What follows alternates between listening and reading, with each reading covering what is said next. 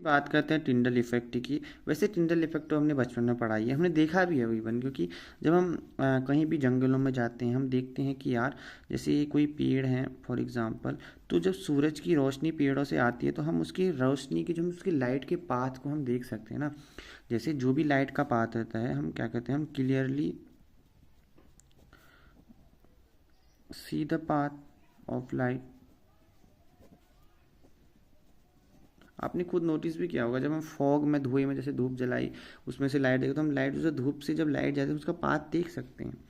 यानी कि for example जो भी, जैसे फॉर एग्जांपल तुम इसको अगर रियल लाइफ से, तो रियल लाइफ से क्या देखना है उसको अगर ये तो देखा एग्जांपल हो गया कि जब हम पाथ देखते हो टिंडल, अगर इसको खुद से समझने की कोशिश करें तो एनीथिंग, टिंडल इफेक्ट का मतलब हो गया कि जब हम किसी चीज़ के पाथ को देख पा रहे हैं, यानी कि स्कैटरिंग वैसे तो होता है, ये स्कैटरिंग ऑफ लाइट होता है, स्कैटरिंग ऑफ लाइट होता है, बट इसका ओवरऑल मीनिंग है कि जब हम पाथ को देख पाते हैं, जैसे लाइट आ रही है तो हम उसके पाथ को देख रहे हैं। जैसे हम सुबह सुबह देखते हैं कि यार खिड़की से जब सूरज की रोशनी आती है तो हम उसमें डस्टी के साथ उसका पाथ देख पाते हैं। जब भी इसका मतलब बेसिकली ना, फॉग है, फॉग में आपने रोशनी डाली यानी अपने लेजर डाला तो हम क्या देखते हैं, हम ओवरऑल देख पाते हैं कि यार लेजर का पाथ क्या है। नहीं कि जब कोई डस्टी टाइप से कोई सॉल्यूशन हो तब हम उसको देख पाते हैं।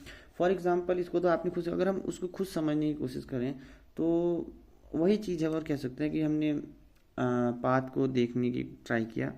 लाइक जैसे आप खुद भी कर सकते हैं, जैसे आपने कमरे में पहले धुआं किया, देन उसके बाद जैसे आपने उसमें टॉर्च वगैरह डाली तो आप देखते हैं कुछ पाथ दिखता है उसका। जैसे जब रेनी सीजन होता है तो फॉग होता है तो हम देख सकते हैं। तो इस प्रकार से जो भी होता है और जो पाथ जाता है ना, जो जो भी लाइट का पाथ होता है, जैसे ना फॉर एग्जांपल जैसे ये समझ लो जैसे कि जो भी पाथ होता है लाइट का, जैसे आपने फॉग बनाया, फॉग से आपने लेज़र लाइट डाली तो जो पाथ बना उसका, तो वो पाथ जो एक बीम की तरह एक्ट करता है तो हमने उसको टिंडल बीम कह दिया। That is path of light is called टिंडल beam. मतलब बीम का मतलब क्या होता है, क्या एक सीधी सी बीम ही तरह, तो जैसे ये पाथ है उसका, तो ये जो पाथ है तो क्या बीम की तरह तो लग रहा है नहीं, तो वही टिंडल बीम हो गया। जैसे फॉर एग्जांपल कोई भी चीज़ मानो तो टिंडल बीम की तरह हो गया। और हम कुछ और बातें करते हैं टिंडल बीम की, तो कुछ और निकालिए। तो टिंडल के बारे में कुछ बात करते हैं। देखो वैसे तो ये ओवरऑल एलिमेंट्री का था, बट हम बात करें ट्रू सॉल्यूशन किस समय। तो ट्रू सॉल्यूशन का मतलब होता है कि जब ओवरऑल पूरा डिजोल्व हो जाए ट्रू सॉल्यूशन। और सोल पार्टिकल का मतलब कि कोलाइडल सॉल्यूशन है, तो सोल पार्टिकल का मतलब हो गया कि जब कोई सॉलिड जो चीज़ है वो लिक्विड में डिजोल्व हो रही है तो वो क्या कहलाएगा, सोल पार्टिकल कहलाएगा।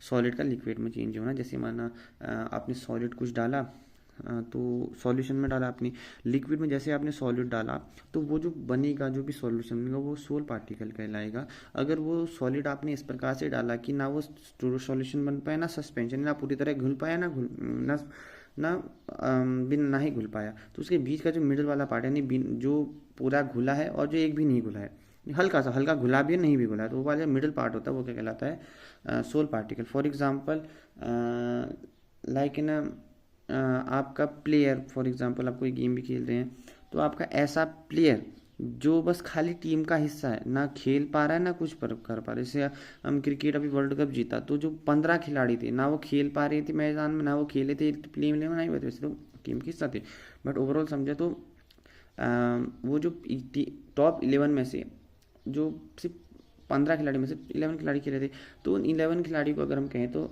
वो तो फॉर एग्जांपल जो खेले वो तो खेले सॉल्यूशन, बट वो 15 खिलाड़ी और जो बाकी के कुछ भी नहीं खेले, तो 15 खिलाड़ी वो टीम के होने के बाद ना ही खेले ना ही हो गया, हल्का कभी खेले होंगे, जैसे कभी बाहर खेल लिया, कभी नहीं खेले। तो वही ओवरऑल कहने का मतलब है कि मैं कहना क्या चाहता था, मेरे कहने का ओवरऑल मतलब है कि सोल पार्टिकल, ये तो सोल पार्टिकल नहीं होगा, जो जो भी मेरे कहने का मतलब है कि जब भी कोई पार्टिकल ट्रू सॉल्यूशन और सस्पेंशन, सस्पेंशन का मतलब होता है कि एक प्रकार मतलब ना ही वो घुल पा रहा है और मतलब घुल, यानी कि बी मिडल वाला पार्ट कहलाता है, ये कहलाता है, यही कोलाइडल सॉल्यूशन कहलाता है, यही कोलाइडल सॉल्यूशन कहता है। और इसी के अंदर सोल पार्टिकल वाला पार्ट है। बेसिकली यही कहने का मेरा मतलब था कि वो चीज़ें जो ना ही पूरी तरह से घुल पा रही हैं ना ही पूरी तरह से कुछ भी नहीं हो पा रहा है, यानी कि जो अगर पूरी तरह से घुल जाए, यानी पूरी तरह से घुलने और बिना और पूरी तरह से ना घुलने के बीच का जो भी हिस्सा है वो क्या कहलाता है, कोलाइडल सॉल्यूशन। भी बहुत छोटी सी रेंज 2 एंगस्ट्रॉम से 2000 एंगस्ट्रॉम के बीच का होता है वैसे तो रेंज इसकी। ओवरऑल है, वैसे तो हम जब हम आगे पढ़ेंगे तब उसका है। और हम एक और बात बताते हैं, जैसे अगर हमारे पास सोल पार्टिकल का सिस्टम है, तो जब हम इसको अल्ट्रा यानी कि जब हम माइक्रोस्कोप में देखते हैं ओवरऑल, तो माइक्रोस्कोप के हिसाब से हम देखते हैं तो इसमें ये सिर्फ टिंडल इफेक्ट को नहीं शो कर पाता है। कैसे होता है, ये नहीं हो पाता। तो इसमें सिर्फ ऑरा नजर आता है, जो भी लाइट के चारों तरफ का घूमता है, पार्टिकल के चारों तरफ का ऑरा नजर आता है, वैसे कुछ नहीं होता है। इसके लिए हम, जैसे अब सोल पार्टिकल है, तो हम इसकी अगर शेप फाइंड करना चाहते हैं तो हम इलेक्ट्रॉन माइक्रोस्कोप का यूज करते हैं, क्योंकि इलेक्ट्रॉन बीम की बम्बार्टमेंट करता है, जो भी थिन फिल्म शेप से हमें फिर उसका जो भी सोल पार्टिकल का उसका एक्चुअल शेप हमें पता चल पाता है। ये तो बेसिकली एक्चुअल शेप हमें पता चलता है। ये तो बेसिकली हल्का सा डीप इंट्रोडक्शन था। हम आगे पढ़ने जा रहे हैं पेप्टाइजेशन, एग्रेशन मेथड। बेसिकली हम पढ़ेंगे सोल पार्टिकल्स के बारे में, हम पढ़ेंगे लाइफोबिक लाइफिलिक सोल के बारे में। मिलते हैं तब तक के लिए, बाय बाय।